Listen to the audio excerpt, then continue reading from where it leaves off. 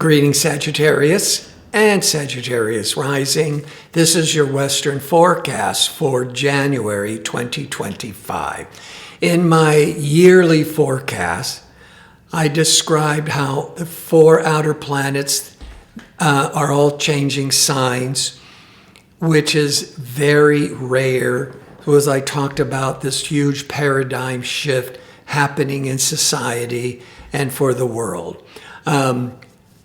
But there was another major planetary transit changing signs that I didn't discuss because I wanted to wait till January. Because on one thing, it would just be more confusing, and because it is the karmic north node. And so there's more of this unconscious spiritual element to it. So I wanted to keep it separate. But starting in January, about every year and a half, the karmic north node changes signs. And it's now gone into Pisces for a year and a half, till July 2026. Pisces is 4 signs past Sagittarius. The karmic north node compels us to embrace new approaches, to move into take chances, more challenges, to progress, get out of your comfort zone, and move forwards. It can feel very karmic later when you're looking back on what had been triggered. Now, if you've been watching my videos, I like to start with the new moon.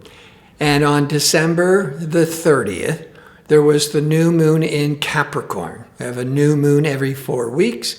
Wherever the new moon influences your chart is where your main attention and focus is directed towards for the whole month of January. Now, Capricorn is the sign after Sagittarius, so it's the second sign. In basic astrology, the second house sector deals with your personal income and your possessions. Could be awakening a lot of self-worth issues. How worthy are you of whatever? Now,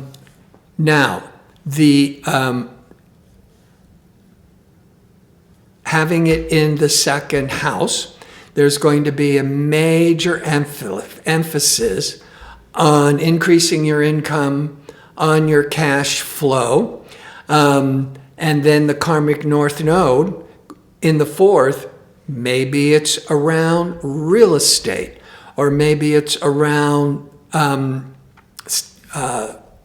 coming up with a budget to remodel the home, repair the home.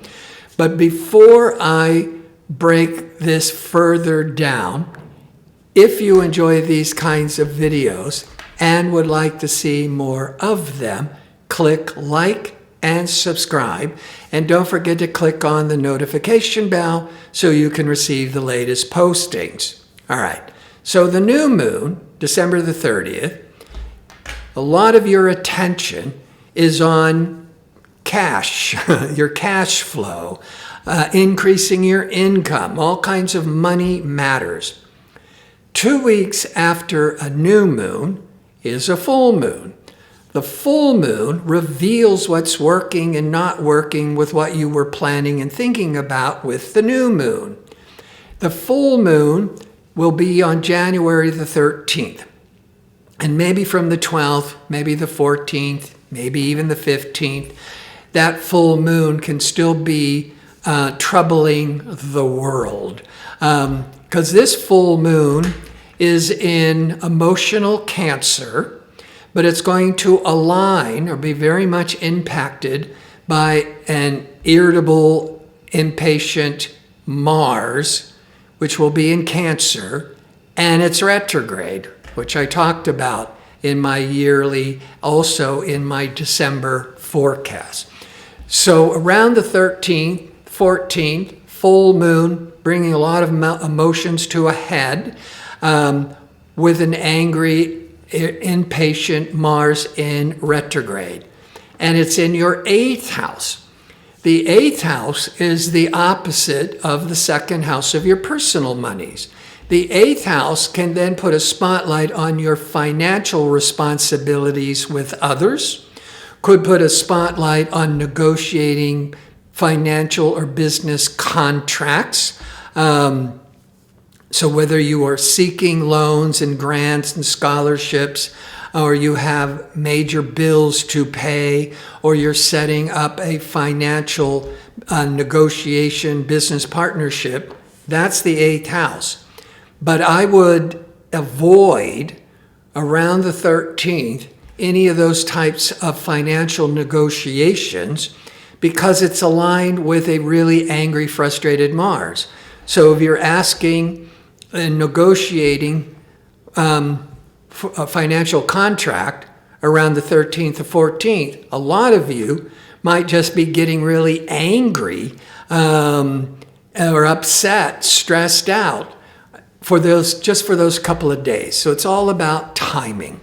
Now, Mars retrograde on the full moon on the 13th.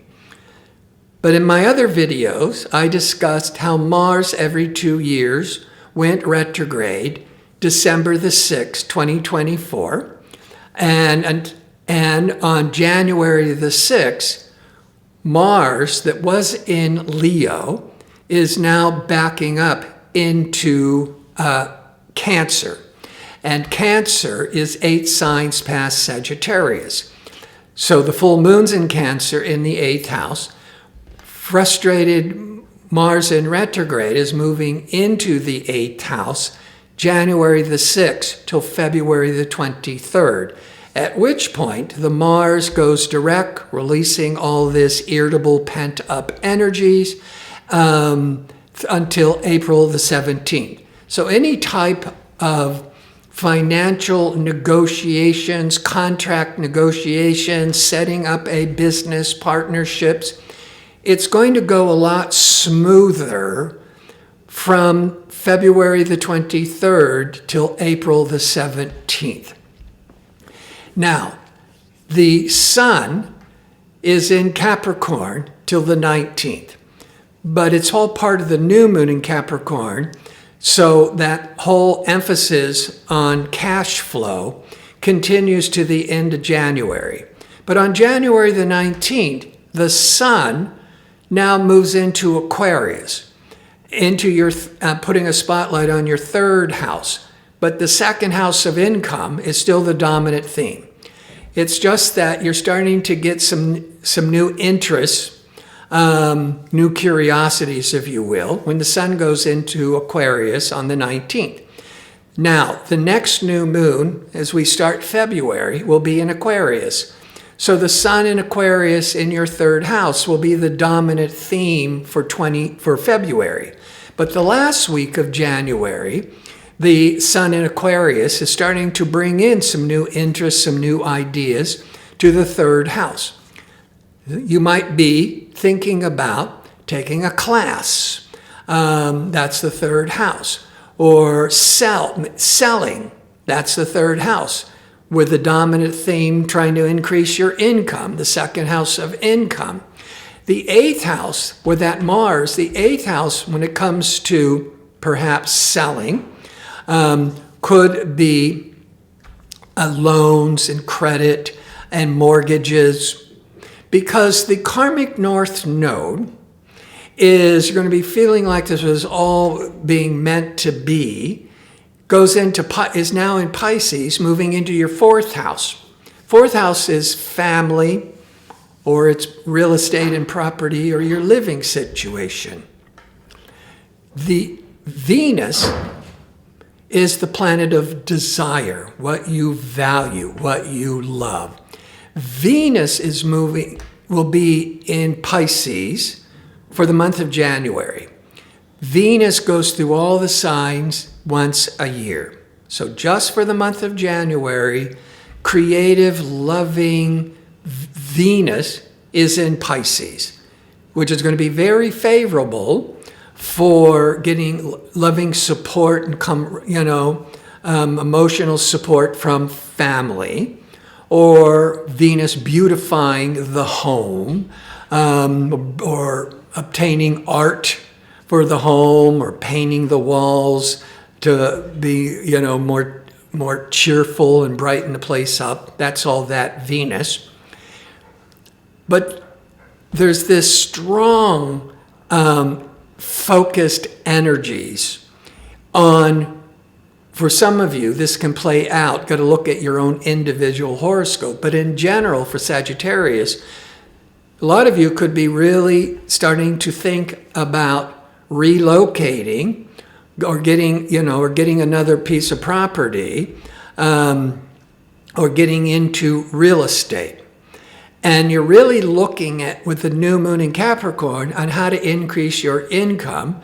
The end of January, but mostly February, that could be the real focus on sales, or learning how to sell, or how to learn to buy and sell real estate. So the full moon in the 8th house on the 13th, that 8th house is banking and mortgages. So all of that could start to really come up.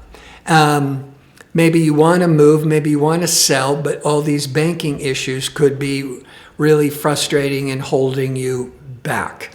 So I do think that karmic north node, which is really challenging you to stretch, to embrace new approaches with land and property and real estate, is somehow involved with Mars in your 8th of banking and finance and loans for the first 3.5 months. And maybe by the end of January, when the sun goes into Aquarius, you could be taking some classes. You could be, or you're really learning how to sell. So whether you're investing in real estate or wanting to become a broker, that could be how you get involved with all this escrows and mortgages, with Mars in the 8th house, with that karmic north node in the 4th of real estate. So I want to thank you for watching. If you'd like information on how to book an astrology reading, or to check out my 2-question offer, visit my website at gardino.co, that's .co. Until next month, be safe and well.